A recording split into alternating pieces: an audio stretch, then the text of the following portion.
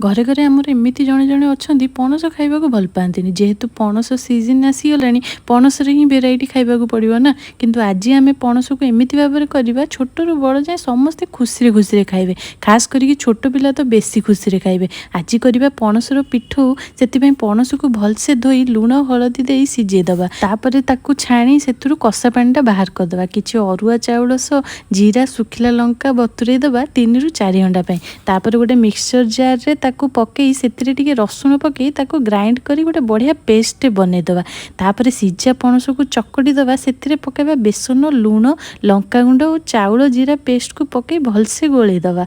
एबे आमे तावारे तेल गरम करी छोट छोट पिठा भलिया ताकू फ्राए करवा याकू गरमा गरम खाइबा जदी ताहाले तार मजा तो अलगा आ ता सह टिके जदी टमाटो सॉस और पियाज जदी हो जाए ओह ताहाले तो आहुरी बढ़िया लागिवो। इवनिंग स्नैक्स रे ऐड करंतु ए पणसर पिठौ इवनिंग टा एंजॉय लाइक करिया। शेयर एंड सब्सक्राइब निश्चय कर दियंतु। जय जगन्नाथ।